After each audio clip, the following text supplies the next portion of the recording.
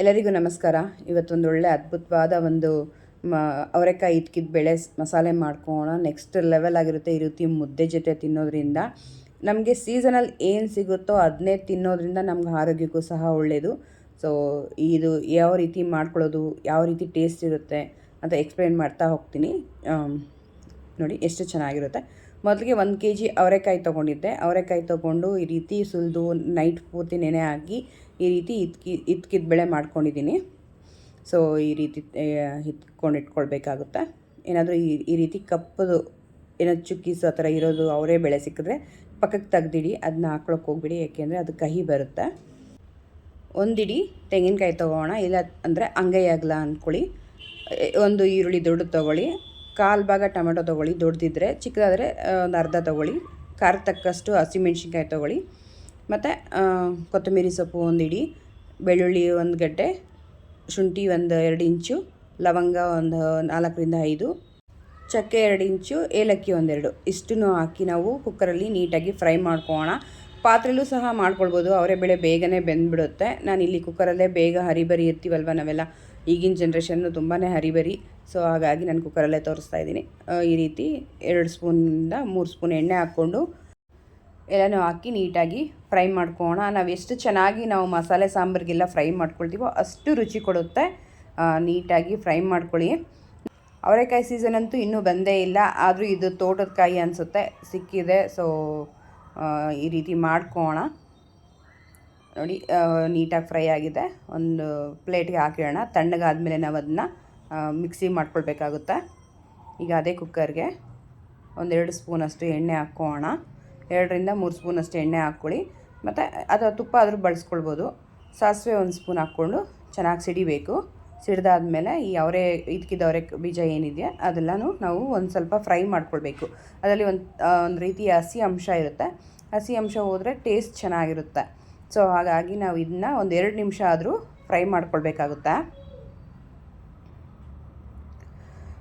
ಮಸಾಲೆನ ಮಿಕ್ಸಿ ತಣ್ಣಗಾಗಿದೆ ಹಾಕ್ಕೊಂಡು ಒಂದು ಸ್ವಲ್ಪ ನೀರನ್ನು ಸಹ ಸೇರಿಸ್ಕೊಂಡು ರುಬ್ಕೋಣ. ಫೈನ್ ಪೇಸ್ಟ್ ಮಾಡ್ಕೊಳ್ಬೇಕು. ಒಂದು 95% ಅಷ್ಟು ಆದರೂ ನಾವು ಇದನ್ನ ರುಬ್ಕೊಳ್ಬೇಕಾಗುತ್ತೆ. ನೋಡಿ ಈ ರೀತಿ.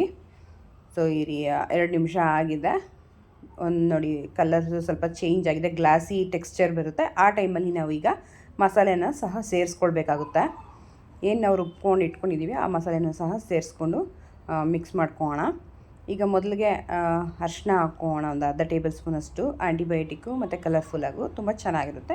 ಮಸಾಲೆ ಸಾಂಬಾರು ಯಾವುದೇ ಅಡುಗೆ ಆಗಲಿ ಒಂದು ಸ್ವಲ್ಪ ಹಾಕ್ಕೊಳ್ಳಿ ಅರಿಶಿನ ಪುಡಿ. ಧನಿಯಾ ಪುಡಿ 1.5 ಸ್ಪೂನು, ಅಥವಾ ಚಿಕ್ಕ ಸ್ಪೂನಲ್ಲಾದರೆ 2 ಸ್ಪೂನ್ ಕಂಪ್ಲೀಟಾಗಿ ಹಾಕ್ಕೊಳ್ಳಿ. ಇದು ಮಸಾಲೆ ಸಾಂಬಾರದಿಂದ ಧನಿಯಾ ಪುಡಿ ಹಾಕ್ಕೊಳ್ಬೇಕಾಗುತ್ತೆ.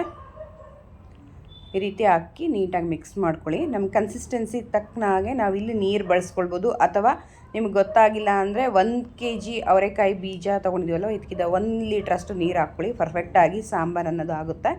ನಾವು ಇದನ್ನ ದೋಸೆ, ಪೂರಿ, ಚಪಾತಿ, ಇಡ್ಲಿ ಯಾವುದಕ್ಕಾದ್ರೂ ತಿನ್ಕೊಳ್ಬೋದು. ಮುದ್ದೆ, ಅನ್ನಕ್ಕೆ ಈ ರೀತಿ ಸ್ವಲ್ಪ ತೆಳುವಾಗಿದ್ದರೆ ಸಾಂಬಾರು ಚೆನ್ನಾಗಿರುತ್ತೆ. ಅಥವಾ ನಾವು ಪೂರಿ, ಚಪಾತಿ, ರೊಟ್ಟಿ ಆ ಥರ ತಿನ್ನೋ ಹಾಗಿದ್ದರೆ ಸ್ವಲ್ಪ ಗಟ್ಟಿ ಮಾಡ್ಕೊಳ್ಳಿ. 3/4 ಲೀಟ್ರ್ ನೀರಷ್ಟು ಹಾಕ್ಕೊಳ್ಳಿ. ರುಚಿಗೆ ತಕ್ಕಷ್ಟು ಉಪ್ಪನ್ನು ಸಹ ಹಾಕಿ ಚೆನ್ನಾಗಿ ಮಿಕ್ಸ್ ಮಾಡ್ಕೊಳ್ಳೋಣ. ನಾನಿವತ್ತು ಮುದ್ದೆ ಮತ್ತು ಅನ್ನಕ್ಕೆ ಮಾಡ್ಕೊಳ್ಳೋದ್ರಿಂದ ಸ್ವಲ್ಪ ತೆಳುವಾಗಿ ಮಾಡ್ಕೊಳ್ತಾ ಇದ್ದೀನಿ ಸಾಂಬಾರನ್ನ. ಸೊ ನೀವು ಚಪಾತಿ ಆ ರೀತಿ ಮಾಡ್ಕೊಂಡಿದ್ರೆ ಸ್ವಲ್ಪ ಗಟ್ಟಿಯಾಗಿ ಮಾಡ್ಕೊಳ್ಳಿ, ತುಂಬ ಚೆನ್ನಾಗಿರುತ್ತೆ. 1 ವಿಸಿಲ್ ಬರ್ತಾಯಿದೆ. 1 ವಿಸಿಲ್ ಆದರೆ ಪರ್ಫೆಕ್ಟಾಗಿ ಬೆಂದಿರುತ್ತೆ. ಅಥವಾ ನೀವು ಪಾತ್ರೆಯಲ್ಲಿ ಮಾಡ್ಕೊಳ್ಳಿದ್ರೆ ಇನ್ನೂ ಚೆನ್ನಾಗಿರುತ್ತೆ ಈ ಇಟ್ಕಿದ ಬೇಳೆ ಸಾರು ಮಾತ್ರ. ನೋಡಿ ತಣ್ಣಗಾಗಿದೆ. 1 ವಿಸಿಲ್ ಬಂದು ನೋಡೋಣ ಹೇಗಾಗಿದೆ ಅಂತ. ತುಂಬಾ ಪರ್ಫೆಕ್ಟಾಗಿ ಸಾಂಬಾರು ಅನ್ನೋದಾಗಿದೆ. ನೋಡ್ತಾ ಇರ್ಬೋದು ನೀವು ಕನ್ಸಿಸ್ಟೆನ್ಸಿ ಈ ರೀತಿ ಇರಬೇಕು. ನಾವು ಇದು ಕುಕ್ಕರ್ ವಿಸಿಲ್ ಆದಮೇಲೂ ಸಹ 1ರಿಂದ 2 ಕುದಿ ಬರೆಸ್ಕೊಳ್ಬೇಕು. ಆವಾಗ ಟೇಸ್ಟ್ ಚೆನ್ನಾಗಿರುತ್ತೆ. ಪಾತ್ರೆಯಲ್ಲಿ ಮಾಡ್ದಂಗೆ ಇರುತ್ತೆ. ನೋಡಿ ಯಾವ ರೀತಿ ಬೆಂದಿದೆ ಅಂತ ತೋರಿಸ್ತಾ ಇದ್ದೀನಿ. ಈ ರೀತಿ ಕರೆಕ್ಟಾಗಿ ಬೆಂದಿರಬೇಕು. ಜಾಸ್ತಿ ಬೇಯೋಕ್ಕೂ ಬಿಡಬಾರ್ದು. ಈ ರೀತಿ 1 ಕುದಿ ಬಂದರೆ ಸಾಕು, ಪರ್ಫೆಕ್ಟಾದ ಸಾಂಬಾರು ರೆಡಿ ಆಗುತ್ತೆ. ನೋಡಿ ನಾನು ಮುದ್ದೆ ಜೊತೆ ಸರ್ವ್ ಮಾಡ್ಕೊಳ್ತೀನಿ. ಇದ್ರ ಜೊತೆ ತುಪ್ಪ ಹಾಕ್ಕೊಂಡು ತಿಂದರೆ ನೆಕ್ಸ್ಟ್ ಲೆವೆಲ್. ನಮ್ಮನ್ನು ನಾವೇ ಕಳೆದೋಗ್ಬಿಡ್ತೀವೇನೋ ಅಷ್ಟು ಚೆನ್ನಾಗಿರುತ್ತೆ. ಇದು ಮಾನ್ಸೂನ್ಗೆ ಪರ್ಫೆಕ್ಟಾದ ಕಾಂಬಿನೇಷನ್ ಅಂತಲೇ ಹೇಳ್ಬೋದು. ಅವರೆಕಾಯಿಯಲ್ಲಿ ತುಂಬ ಹಲವಾರು ವಿಧಗಳಲ್ಲಿ ಮಾಡ್ಕೊಳ್ತಾರೆ, ಅದರಲ್ಲಿ ಇದು ಒಂದು. ಸೊ ತುಂಬ ಚೆನ್ನಾಗಿರುತ್ತೆ. ಮಿಸ್ ಮಾಡದೆ ವಿಡಿಯೋ ಪೂರ್ತಿ ನೋಡಿ ಇದೇ ರೀತಿ ಮಾಡ್ಕೊಳ್ಳಿ. ಇನ್ನೂ ಎಲ್ಲ ನನ್ನ ಪೇಜ್ನ ಫಾಲೋ ಮಾಡಿಲ್ಲ, ಸಬ್ಸ್ಕ್ರೈಬ್ ಮಾಡಿಲ್ಲ, ಪ್ಲೀಸ್ ಫಾಲೋ ಆ್ಯಂಡ್ ಸಬ್ಸ್ಕ್ರೈಬ್ ಮಾಡಿ. ಫ್ರೆಂಡ್ಸ್ ಆ್ಯಂಡ್ ಫ್ಯಾಮಿಲಿಗೂ ಸಹ ಶೇರ್ ಮಾಡಿ. ಈ ವಿಡಿಯೋ ಇಷ್ಟ ಆಗಿದೆ ಅಂತ ತಿಳ್ಕೊಳ್ತಾ ಹೊಸ ರೆಸಿಪಿಯೊಂದಿಗೆ ಮತ್ತೆ ಸಿಗೋಣ. ಅಲ್ಲಿ ತನಕ ಟೇಕ್ ಕೇರ್. ಬಾಯ್. ನಿಮ್ಮ ದಿನ ಶುಭವಾಗಿರಲಿ.